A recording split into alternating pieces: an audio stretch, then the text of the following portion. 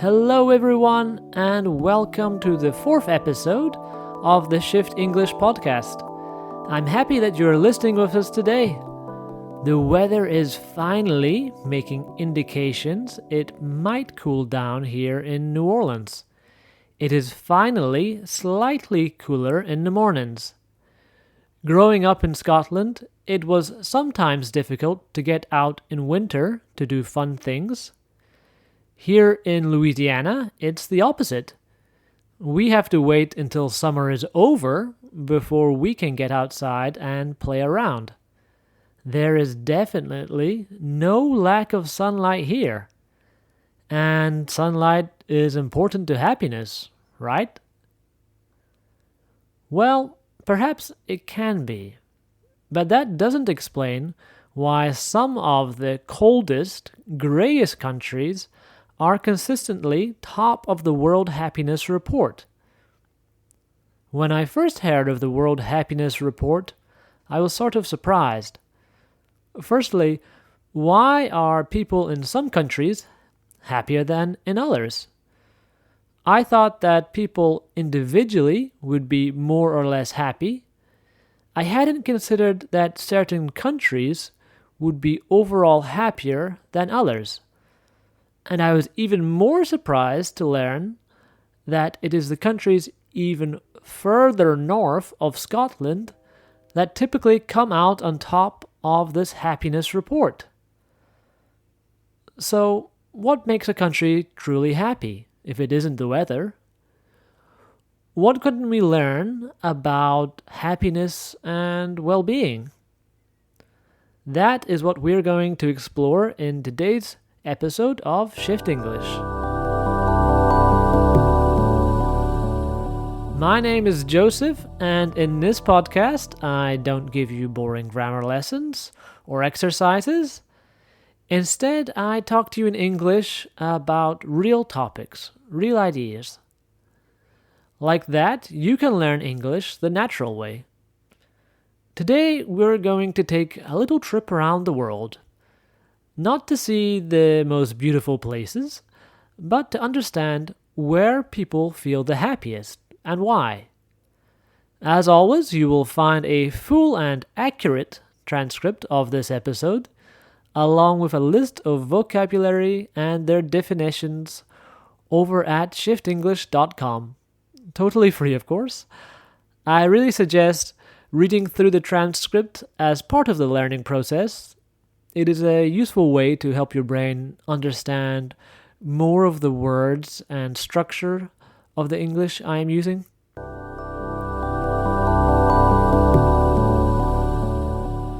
I think it's important to ask immediately, how do we measure happiness? And how do we measure that for a whole country? When we talk about happiness, it sounds very personal.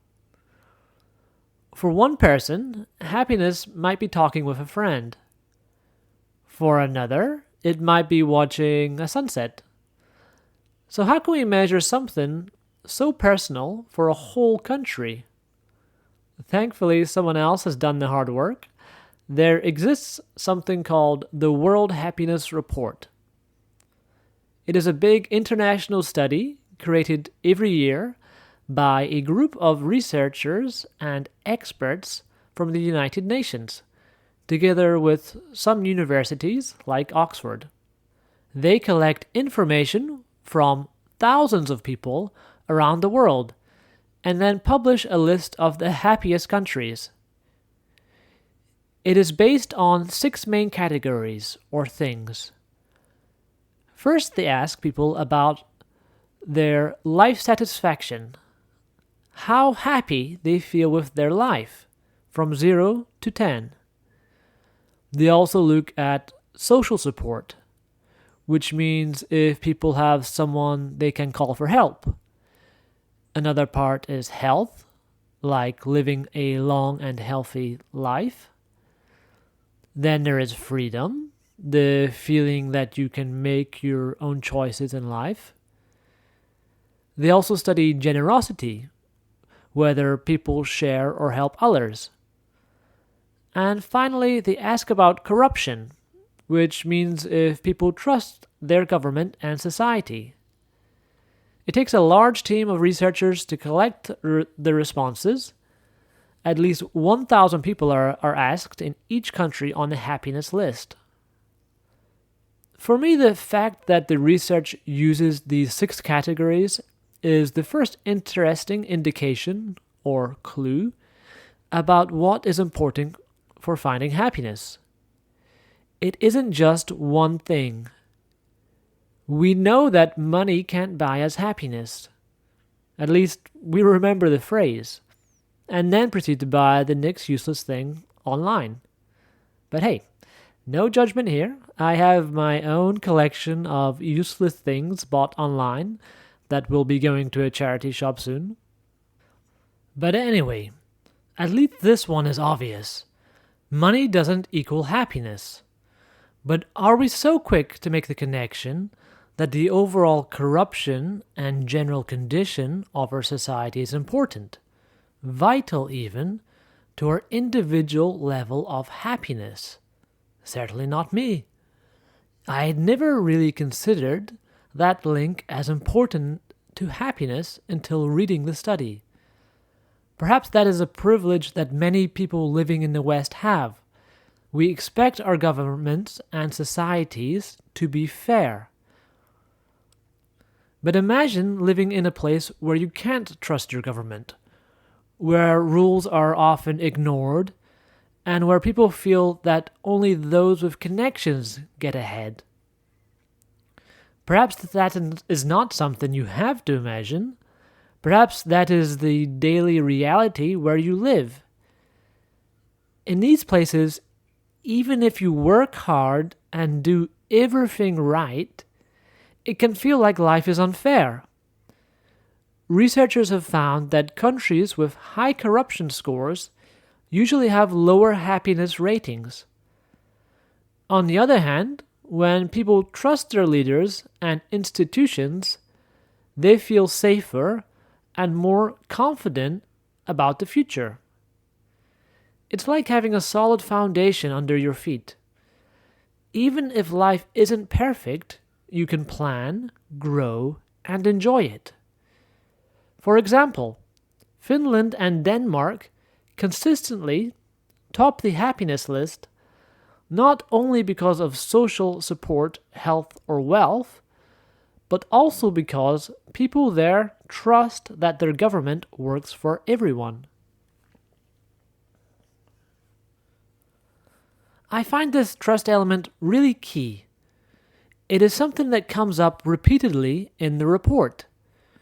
Trust is one of those things we often don't notice until it matters, or until it isn't there.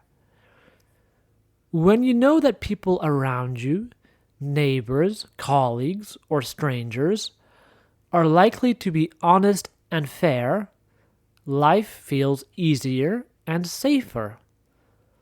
The World Happiness Report shows that trust strongly affects happiness. In countries like Canada or New Zealand, many people feel confident that rules are followed, businesses are fair, and leaders act responsibly. The sense of trust lowers stress and helps people feel more comfortable in their daily lives. Personally, I notice how trust changes the way I experience a place. When I visit a country where I feel like I can trust their people and institutions, I feel more relaxed and open to meeting new people. I enjoy exploring, trying new things, and connecting with locals. In contrast, when trust is low, I feel cautious, perhaps unsafe, and always on my guard, always looking for the danger. It is one of the reasons that I've never been able to understand how people can go to a country like North Korea and not be freaking out the whole time. In the next section, we'll take a look more at the role that society and community play in our individual happiness. Now Nowadays, in many countries, especially in the West, we are very individualistic. That is to say, we grow up believing that individual freedoms and rights are the most important thing. We have this popular image that we are all special little snowflakes. In the same way that each snowflake that falls from the wintry sky is unique and original when looked at closely. This image, this value of individual importance didn't happen by chance, and it didn't happen overnight. It took many, many years and some very important historical moments and thinkers to create this change. It was a culmination or a collection of things that made this transformation, this change happen. There was, for example, around the 16th century, the change in the church's philosophy. The church was encouraging believers to have an individual relationship with God. Then there was soon after a more general philosophical shift beginning in the 17th century. Influential thinkers at the time, like John Locke, created convincing arguments why individuals have natural rights and why governments should exist to protect those rights. And then there was the general shift in society of people leaving their villages to make larger and larger cities, places where they were more autonomous and less tied to the obligations of their previous way of life. Some not so easy words and ideas I'm throwing your way there. Remember, the accurate transcript and vocab list you'll find on ShiftEnglish.com. But anyway, these historical changes were embraced. That means people were also ready for the changes to individual freedom. People were tired of tradition. After centuries of their future being defined by their birth, individual freedom offered a new and exciting path. One where they could be fulfilled if they had enough talent and ambition. And the rise in capitalism was very happy to encourage this change. Individualism and capitalism make a happy duo. Well, at least for the capitalism. Individual self-interest is what drives the entire capitalist system, really.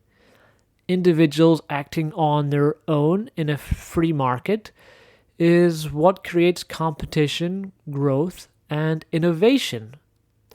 But okay, before I go down a rabbit hole that I may never come back out of, that means before I start getting focused on something that is not our subject, why does individualism matter about being happy or not? The problem is that many of us are now living in societies that are hyper-focused on individualism. The idea that everyone should live for themselves and be independent. And it is leading to people being lonely, being isolated. Imagine two people. The first person is very independent, lives alone, and doesn't really connect with others. They might feel free, but often they feel lonely too. The second person has friends and family they can call, or a community group they join with regularly. Even if that person has less money or freedom, they usually feel happier. Researchers today often describe loneliness as a kind of silent epidemic. Some scientists even say that being lonely can damage your health as much as smoking 15 cigarettes a day. That sounds dramatic, but the idea is simple. When we feel lonely, our body produces more stress hormones. Over time, stress hurts our heart, our sleep, and even our immune system, the part of your body that protects you from sickness. So when the happiness report asks, do you have someone you can count on? It's not only about emotions. It is also about health. People with friends, family, or community support live longer and feel better. In countries where most of the people answered yes to the above question, the happiness score was always higher. Finland, Denmark, and Iceland were 3 of the 4 countries that answered most positively to this question. And they are the 3 countries that came top of the World Happiness Report.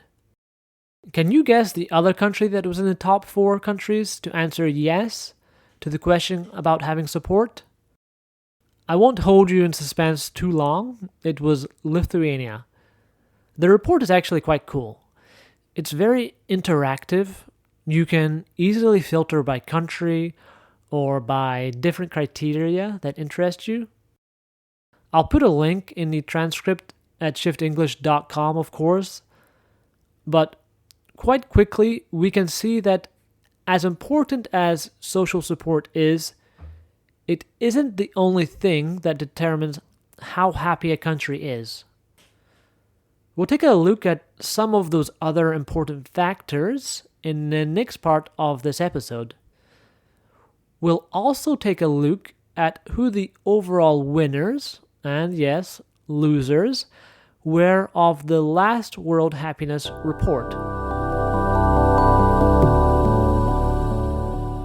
So, I mentioned briefly already the top 3 on the report, but let me give you a quick rundown of the top 7 and the bottom 7.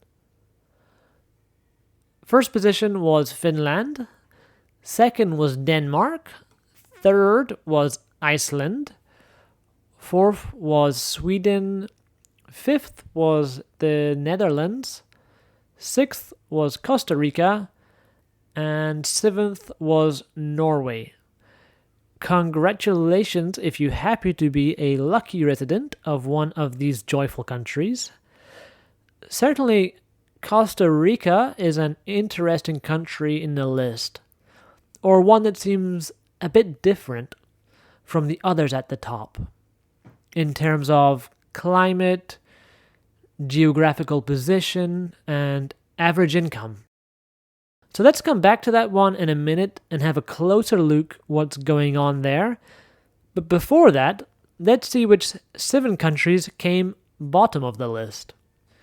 Starting with the country 7th from the bottom of the list is Dominican Republic of Congo. Then there is Botswana, then Zimbabwe, then Malawi, then Lebanon, followed by Sierra Leone, and finally at the very bottom of the report for life evaluation, there is Afghanistan.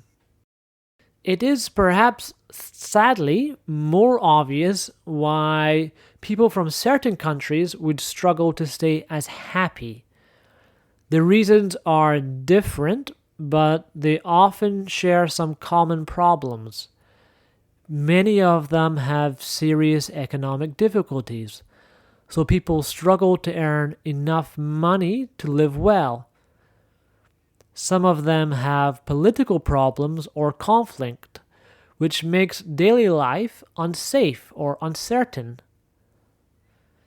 In some, there is also corruption, so people don't trust the government or the system around them. And in several of these countries, basic things like healthcare, education, and social support are very weak. When people don't feel safe, don't feel supported, and don't have their basic needs met, it's very hard to say they feel happy. Where do you think your country came on the report? I can't go through them all, of course, But to give you a few of the popular ones, my two, the United Kingdom and USA, came 23 and 24. It's funny, the two are right next to each other on the list. Gives me less FOMO, at least, fear of missing out. Some other countries, France 33, Italy 40, Japan 55, Spain 38, Germany 22, China 68. Anyway, I won't do the whole list. Get the link off of ShiftEnglish.com if you want to check your country out.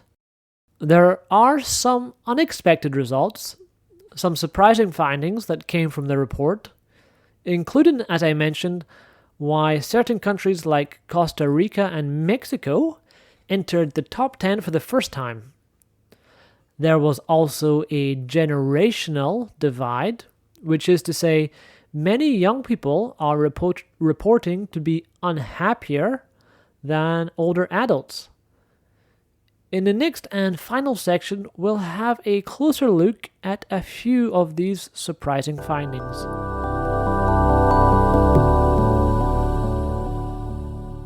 So, why is Costa Rica and Mexico entering the top 10 interesting? And why did it happen? What can it show us about happiness? Costa Rica and Mexico are not the richest countries, not at all in the same level of wealth as Finland or Norway, for example. Life there can be difficult. Still, people report very high levels of happiness. So how is this possible? Researchers say it has a lot to do with strong social connections. Family, friends, and community life are very important in both countries. People spend a lot of time together, eating meals, celebrating, or helping each other.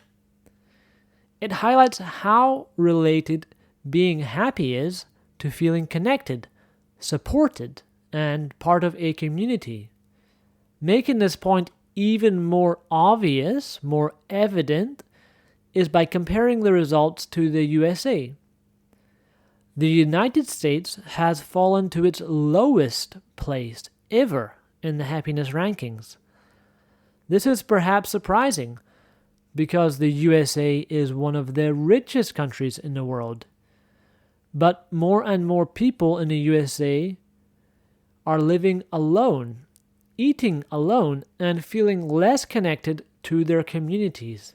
When we compare this with Mexico or Costa Rica, where social life is very strong, it becomes clear.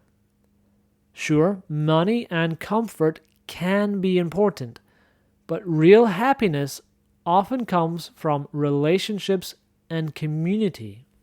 In fact, the very specific point about how important it is to eat with others for our emotional well-being was something really present, really evident in the results.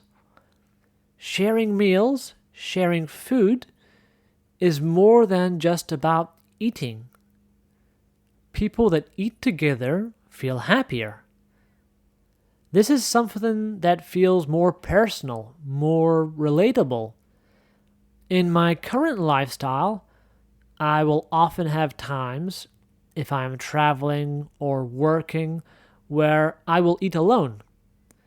And it is true that in that moment precisely, I feel the absence of people most strongly. It is a moment that can feel lonely and even heavy. I think as a child, I never ate alone. There were always my brothers, my family, or my school colleagues. It was a moment to be together, to relax, to joke, and to catch up. So, to eat alone as an adult can feel, for me, strange, almost unnatural. I would be interested to know what you think about this. Do you often eat alone in your culture? How do you feel when you do eat alone? Leave a message in the comments or feel free to email me. And what about the generational divide that I mentioned? In many countries, young people under 30 report feeling much less happy than older people.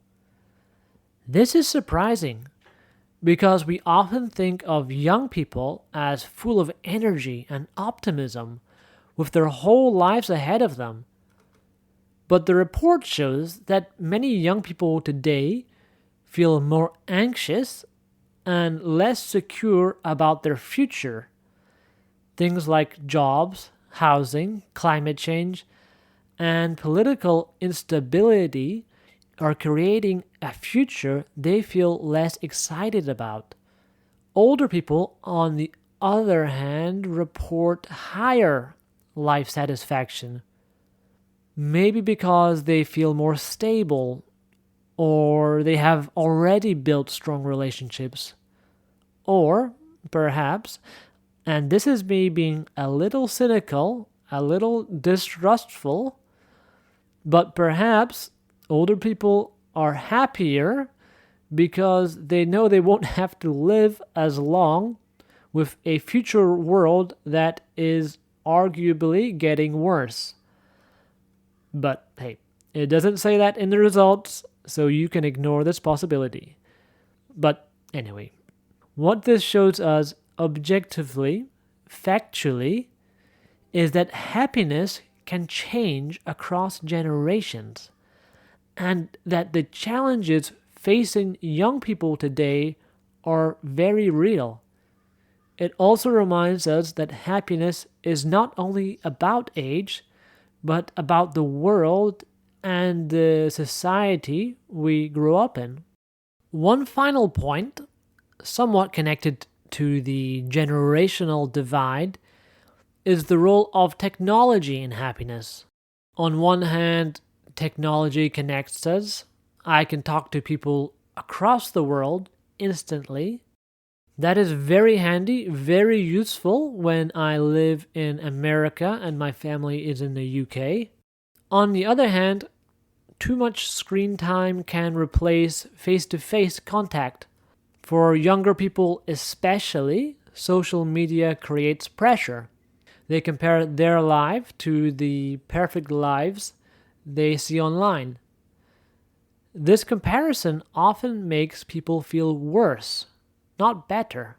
Older generations didn't grow up with this same pressure, which might be one reason they report higher happiness today. Again, it shows that happiness is not only about money or freedom, but also about how our modern lifestyle affects us. Technology is a tool. It can help us connect, but only if we use it in a healthy way. That's all for today's episode. I hope you found this episode interesting. For me, personally, it makes me want to go to Finland. They have came top of the happiness report 8 times in a row. Yes, 8 times. That doesn't happen by chance. They must be doing something right. I was going to say, if you are from Finland, please share with us what you like about your country. But every time I meet someone from Finland, a Finn, I have the impression they talk better English than me. So I'm not sure if they would be listening to this podcast. But hey, regardless of where you are from, I would be very curious to know, what do you think makes people happy in your country? And what makes you happy in your daily life? Leave a comment or send me an email over at ShiftEnglish.com. There you can also get the full, accurate transcript for free to this episode, plus a list of the trickier vocab and their definitions. Because yeah, I was definitely throwing some bigger words at you today, but I think when learning a language, it is important to be challenged too.